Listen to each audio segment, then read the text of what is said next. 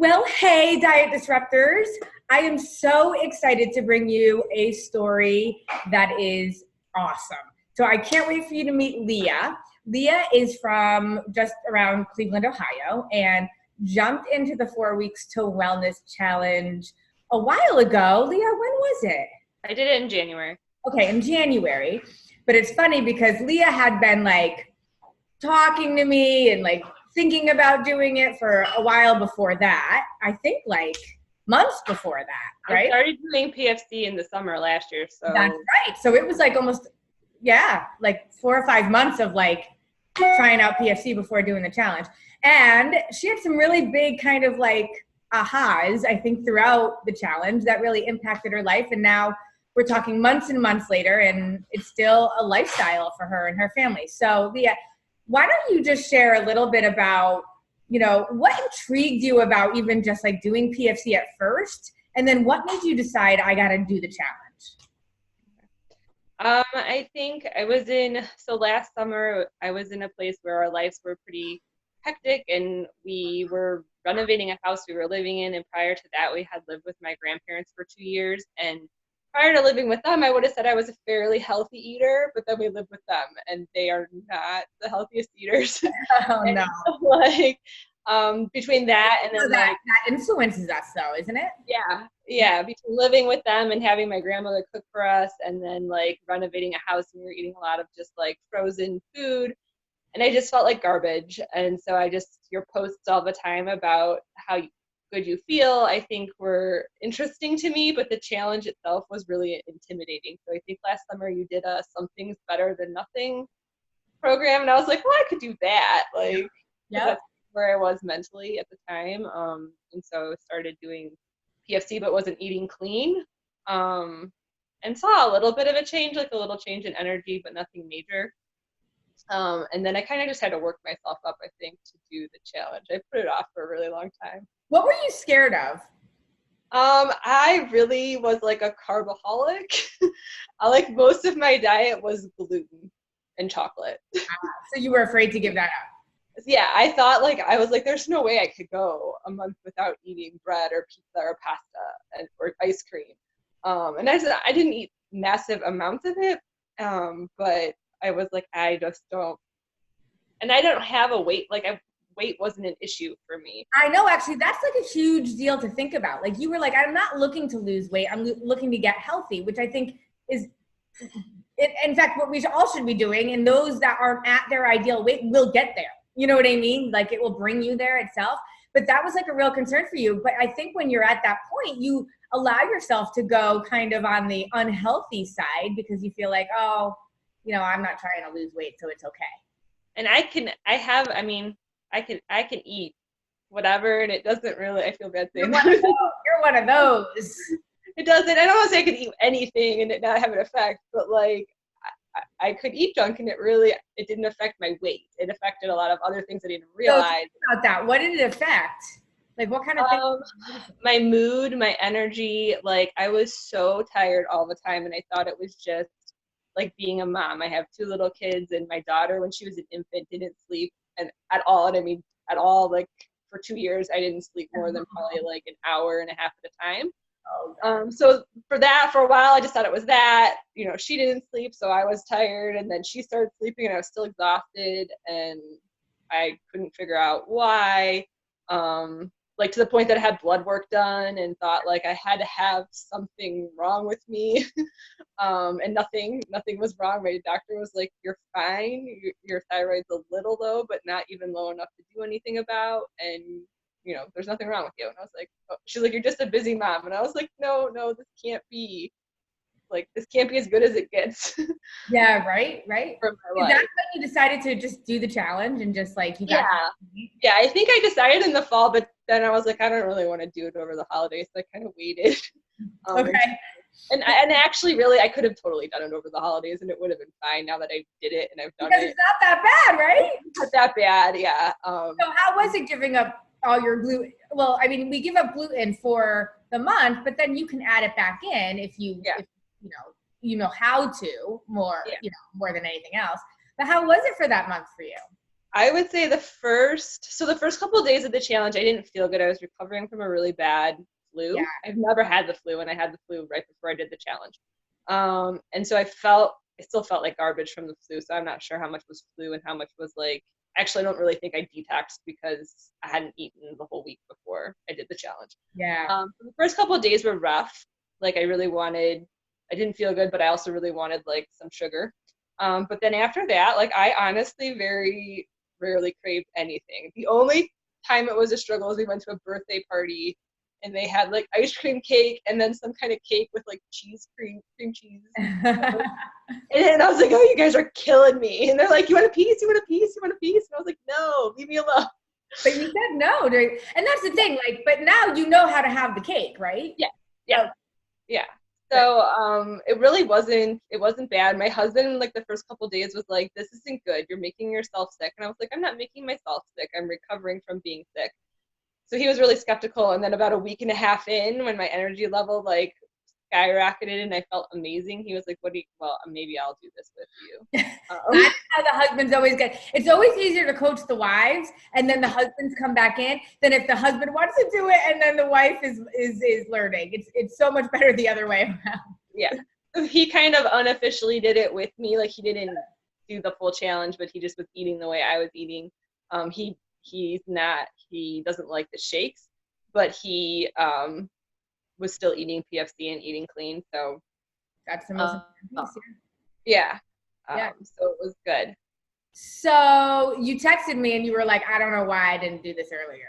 Yes. So I thought that was like a good indication that, okay, she's happy she ended up doing it.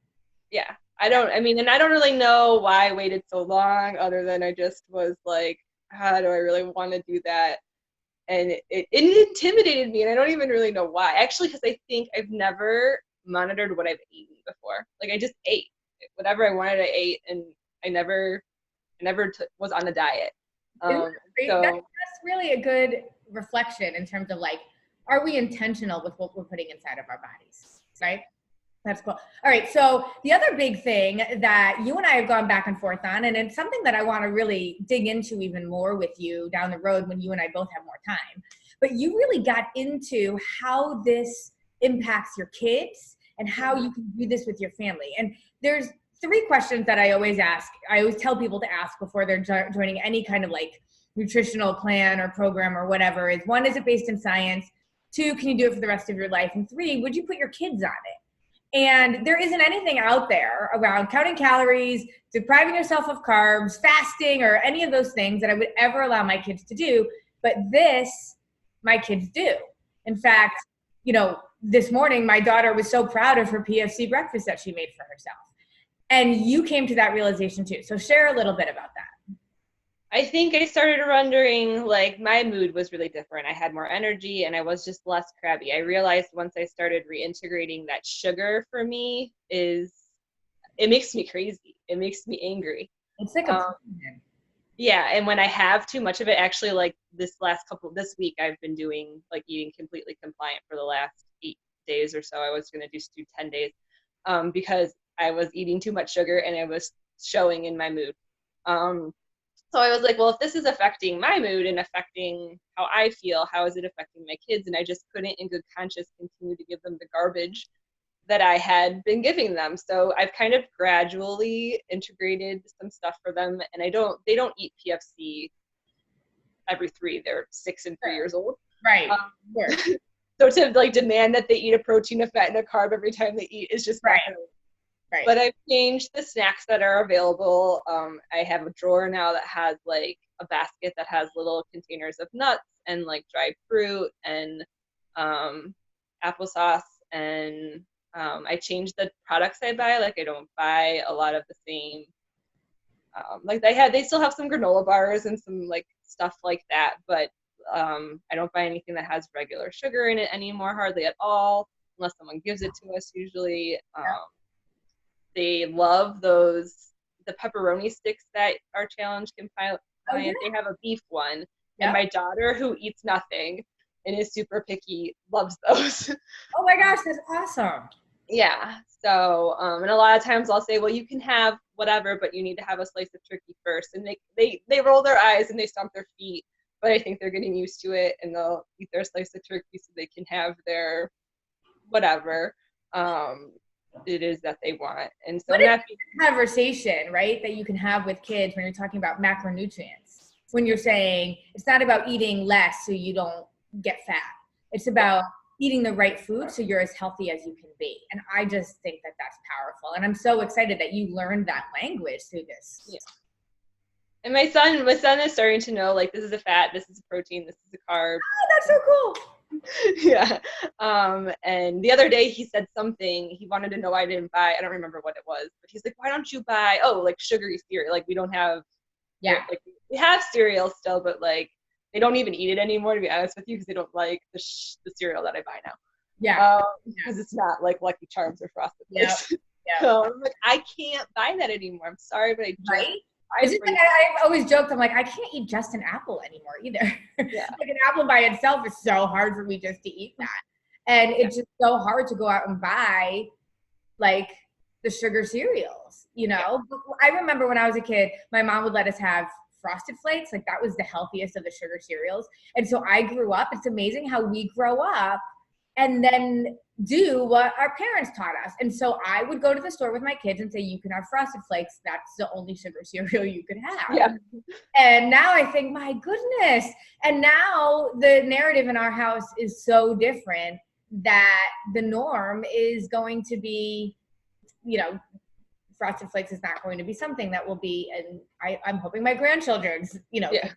So it's a really important role that we have as parents to get healthy from the inside out in a healthy way so our kids can see that too, right? So I think that's powerful that you just made those realizations and are starting to really roll that out in your own home. Yeah, and I put the 8 pasteurized egg whites in their drinks without them really knowing it. No! You should make sure everybody knows that. Tell people what you do. So pasteurized egg whites are safe to drink. Carrie taught me that a while ago, and at first I was like, that's disgusting. I can't believe she does that. And I was like, well, if I could get it into my kids' drinks, they won't drink the like protein shakes. They won't drink smoothies. They don't like them. Okay. So I've tried a billion different ways, and it just like occasionally they'll drink part of it, and then they just won't drink it. But they will drink chocolate almond milk with pasteurized egg whites, like half and half pasteurized egg whites, half chocolate almond milk, and we call it protein milk in our house. And they love it. So they know that it's like not. I try not to sneak. I want them to know what they're having. But if I said this was eggs, I don't know if they would eat it. Yeah. So that's been a big one. I do make like pancakes and French toast now with the protein powder. Like when I actually just made a big batch of French toast this afternoon to have for the week. And I use the protein powder and almond milk and then, eggs. And they had never even noticed, like they didn't even say this tastes different. My daughter was baking cupcakes the other day for school. She has this little cupcake selling business and we don't have milk in the house. And she figured out how to make it with almond milk, how to make frosting with almond milk. And I was like, super. Wow. Yeah. Like, I don't think a lot of people can do that, but it's cool when you have the ingredients in the house, the right ingredients in the house, they'll adapt, Yeah. Super cool. Well, Leah, thank you so much for this. Here's my last question for you. So you are the queen of the person who hesitated to do this, right? What would you say to somebody that says, I don't know, I'm not sure if I should really go for it or not? What's your answer? What's your Twitter feed answer? Just do it. Like there's like whatever the reason is that you're afraid to do it or hesitant to do it, the results will be so worth it. Like you feel so much better that it doesn't matter. The reason you don't want to do it is not important enough to not do it. Ooh, the reason you don't want to do it is not important enough to not do it. I love that. That's great. And look at you, months and months later, it's like you're in a different place. It's awesome. Cool. A great way to jumpstart kind of a new way of thinking and a new way of approaching health, especially with your family. Well, you're inspirational. You got me in the whole conversation around how I can even up my game with my kids. So I appreciate you for that. And thank you so much for helping to share your story with everyone. Thanks.